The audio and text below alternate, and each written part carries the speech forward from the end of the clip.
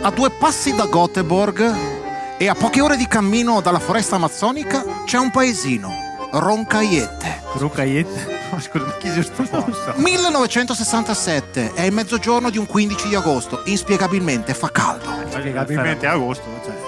Donna Lucia è arrivata ormai alla fine della sua gravidanza e tra galline, anatri e alpaca sta per dare alla luce un bimbo che ben presto diventerà il più grande talento che la storia del calcio veneto abbia mai conosciuto.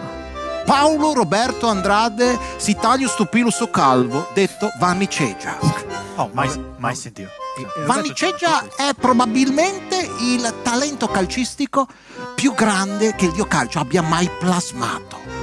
Mai sentito, no? Inizia a dare i primi calci ad un pallone per le strade di Roncaiete alla tenerissima età di 27 anni. Insomma, scusa, tenerissima. Qualcuno gli dice che è troppo giovane, ma lui non si perde d'animo e con grande forza di volontà, gli inglesi dicono willpower, ogni mattina con grande sacrificio prende la macchina, percorre 1 chilometro di strada per andare a giocare con gli altri bambini. Un atleta proprio di quei stop, Perché per lui questo non è semplicemente uno sport, è vita.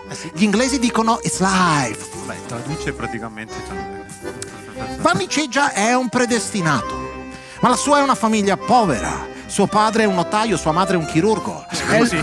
Scusa, ma mica cosa so, un nullatenente praticamente. E lui non può permettersi un pallone come tutti gli altri bambini. E allora decide di fabbricarsene uno da solo.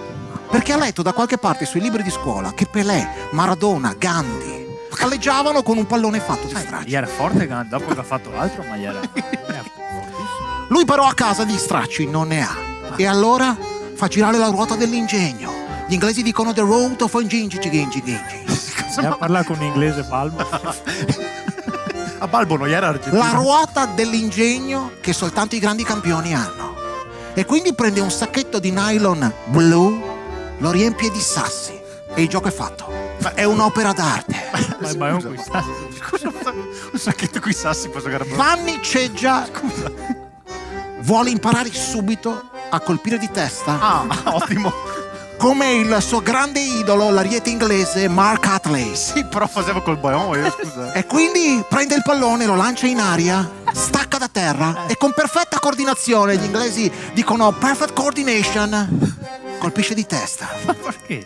Vanni capisce da subito che è un predestinato. Ma ciò che non sa è che ben presto alla sua porta busseranno gli eventi, il destino, il fato. Gli inglesi dicono toc toc, chi è? Inglesi, scusa, ma chi? Ascoltami, ma Quando colpisce di testa, la testa di Vanni fa crack. Ma va? Inspiegabile. È incredibile come la sfortuna alle volte possa macchiare un gesto tecnico così perfetto. Incredibile. Ma chi l'avrebbe mai pensato? È figa, sei bastarda. Colpire un sacchetto e sassi.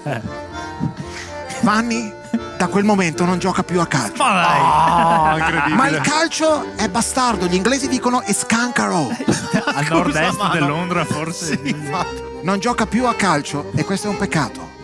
Perché dico a te, abitante della terra, questa storia ci insegna una cosa, che un piccolo gesto sfortunato può toglierci la possibilità di godere delle magie più straordinarie di un grande campione.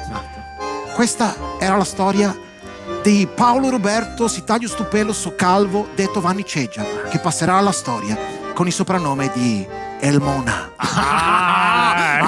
Ecco, grazie. Chi sei questo? Grazie.